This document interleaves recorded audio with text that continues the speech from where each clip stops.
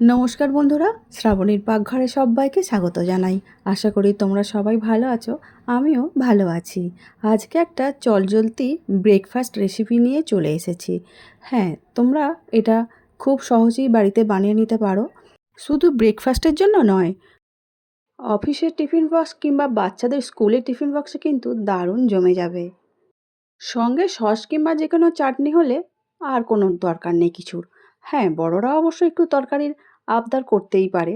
বাচ্চাদের জন্য কিন্তু সস কিংবা যে কোনো চাটনি হলেই কিন্তু হয়ে যাবে। তাহলে চলো কিভাবে বানাচ্ছি সুজির এই রেসিপিটা, সেটাই তোমাদের সঙ্গে শেয়ার করছি। এখানে আমি 1 প্যাকেট সুজি নিয়েছি। তোমরা তোমাদের পরিবারের লোক সংখ্যার ওপরেই নির্ভর করে সেইভাবে সুজিটা নেবে। আমি এখানে পুরো সুজিটাই নিয়ে নিচ্ছি। আর সুজি অনুযায়ী মেপে নিয়ে জল দিয়ে আমি এখানে ভিজিয়ে রেখে দেব 10-15 মিনিটের জন্য, যাতে সুজিটা খুব ভালো করে জলের সঙ্গে মিশে যায় আর সুজিটা একটু ফুলে গিয়ে নরম হয়ে গেলে বাটাটা কিন্তু খুব ভালোভাবেই হয়ে যাবে। আমি আগের দিন রাত্রিরেই ছোলা কিছু ভিজিয়ে রেখেছিলাম। এখানে আমার কিছু ছোলাও লাগবে সেই জন্য। তো চলো বেটে নিই এখন। ভালোই দেখতে পাচ্ছ সুজিটা খুব ভালো করেই ফুলে উঠেছে। এর মধ্যে দিয়ে দিচ্ছি 2 মুঠো কাঁচা ভেজানো ছোলা। দিচ্ছি পরিমাণ অনুযায়ী নুন, 2টো কাঁচা লঙ্কা, ঝাল অনুযায়ী অবশ্যই দিতে হবে। তারপরে এখানে দিয়ে দেব অল্প একটু ছোট করে কেটে নেওয়া আদা। তারপরে দিয়ে দেব 4 চামচের মতো টক দই। দিয়ে দেব হাফ চামচ গোটা জিরে আর দিয়ে দেব 1 চামচের মতো চাট মশলা। চাট মশলাটা দিলে না খেতে খুব ভালো হয়, সেই জন্যই আমি এখানে দিচ্ছি। যদি চাট মশলা না দিতে চাও তাহলে নাও দিতে পারো। সব কিছু দেওয়া হয়ে গেছে, এবার সুন্দর করে একটা ফাইন পেস্ট বা ব্যাটার বলো বানিয়ে নেব। দেখতেই পাচ্ছ একটা ব্যাটার বানানো হয়ে গেছে। আমি একটা বোলের মধ্যে ঢেলে নিচ্ছি। যতটা দরকার ততটাই আমি নিয়েছি আর অল্প একটু জল মিশিয়ে নেব এর মধ্যে। এখন কিছু সবজি নিয়ে নিচ্ছি পুর হিসাবে ব্যবহার করব বলে। বিনস, গাজর, ক্যাপসিকাম, কাঁচা লঙ্কা আর কাঁচা পেঁয়াজ নিয়েছি এখানে। খুব মিহি করে চপ করে নিলে খুবই ভালো হতো। আমি মিক্সির জারের মধ্যে দিয়েছি, জাস্ট একবার ঘুরিয়ে নেব, কারণ মিহি পেস্ট আমি এখানে করতে চাইছি না।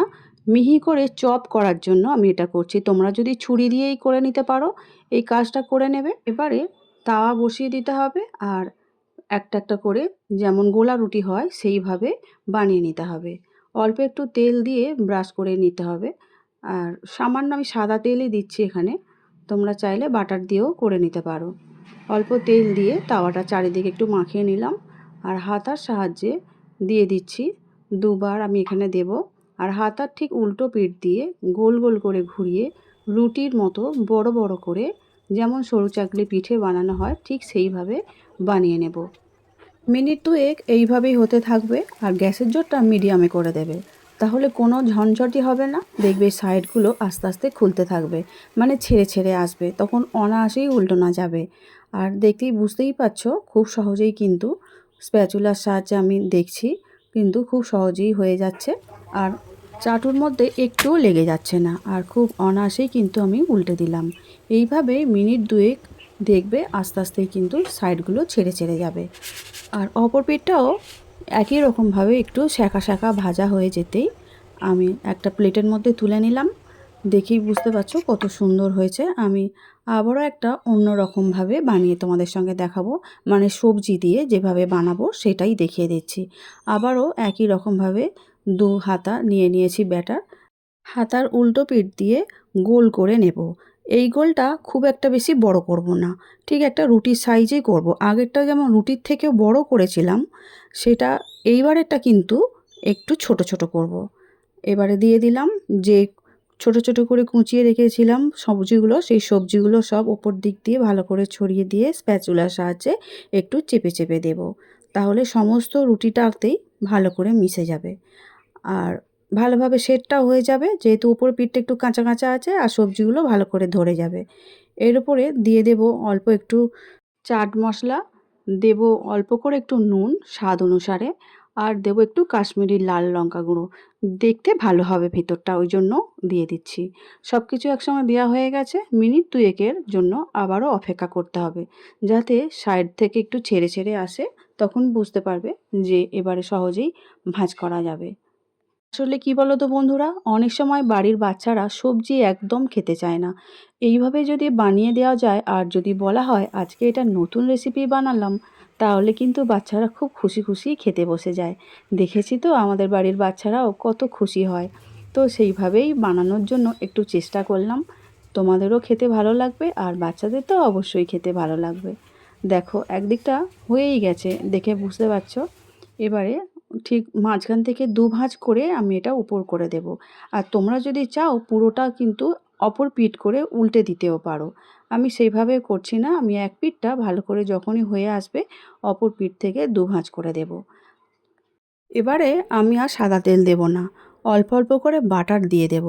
বাটার দিয়ে একটু ভেজে নিলে না ফ্লেভারটা খুব ভালো আসে, সেই জন্যই দিচ্ছি। তোমরা চাইলে কিন্তু এখানে সাদা তেল ব্যবহার করতে পারো, আর যদি একদমই না তেল ব্যবহার করতে পারো তাহলেও কোনো অসুবিধা নেই, খুব সহজেই উঠে যাবে আর খেতে তাতেও কিন্তু খুবই ভালো হবে। বাটার দেওয়ার পরে একটু এদিক সেদিক নাড়িয়ে টাড়িয়ে নিয়ে তারপরে দু ভাঁজ করে দিতে হবে। আর দেখতেই পাচ্ছ এদিক থেকে আবার উল্টে দিয়ে আবার অপর পিঠটা একটু বাটারটা যাতে লেগে যায় সেইভাবেই ভেজে নিতে হবে ওলট পালট করে। এখন কিন্তু আমার এই রেসিপিটাও বানানো রেডি হয়ে গেছে, আমি আবারও প্লেটের মধ্যে তুলে নিচ্ছি। আমার রেসিপিগুলো যদি ভালো লেগে থাকে তাহলে শ্রাবণীর পাকঘর চ্যানেলটির পাশে থেকে যাওয়ার অনুরোধ রইল।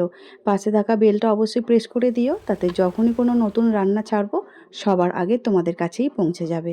আর ফেসবুক পেজ থেকে দেখছো বন্ধুরা, প্লিজ পেজটিকে ফলো করে দিয়ে আমার সাথে থেকে যাওয়ার অনুরোধ রইল। এবারে একটা প্লেটের মধ্যে নিয়েছি বেশ খানিকটা টক দই, আর নিচ্ছি একটু বাড়িতে বানানো আমের জেলি, আর আমি এখানে নেব একটু সস। সব কিছু একসঙ্গে যদি মিশিয়ে খাওয়া যায় না, দারুণ একটা চাটনির ফ্লেভারও আসে, খেতে খুব ভালো লাগে। সেই জন্য আমি এখানে আলাদা আলাদাভাবেই নিয়েছি। তোমরা যদি স্বাস্থ্যসম্মতভাবে খেতে চাও তাহলে শুধু টক দই দিয়েই খেয়ে নিতে পারো। সুজি আর ছোলা দিয়ে রুটির মতো বানালে যে এত টেস্ট হয় আমি আগে জানতাম না। তো আজকে বানিয়ে দেখছি সত্যি খেতে খুবই ভালো লেগেছে। শুধু সবজি দিয়ে না, এইভাবেও যদি প্লেনভাবে বানানো যায়, বাড়ির বাচ্চারা কিন্তু সবাই খুবই পছন্দ করেছে। তো চলো আজকে আমি দেখিয়ে দিচ্ছি শুধু রুটির মতো যেটা বানিয়েছি সেটা কত নরম তুলতুলে হয়েছে। দেখো একবার, একদম নরম তুলতুলে হয়েছে আর সহজেই যেন মুখে দিলে মিলিয়ে যাবে। আর সবথেকে বড় কথা কী বলো তো, যেহেতু কাঁচা ছোলা দেওয়া আছে না, সুজির সঙ্গে ফ্লেভারটা কিন্তু দারুণ হয়েছিল। তবে তোমরা অবশ্যই কিন্তু একবার বাড়িতে এইভাবে বানিয়ে দেখো। সম্পূর্ণ ব্রেকফাস্ট একটা প্লেটের মধ্যে সাজানো হয়ে গেছে। আজকের মতো তাহলে আসছি, দেখা হবে পরের দিন অন্য ভিডিও নিয়ে। সবাই খুব ভালো থাকবে, সুস্থ থাকবে। আমার ভিডিওটি দেখার জন্য অসংখ্য অসংখ্য ধন্যবাদ।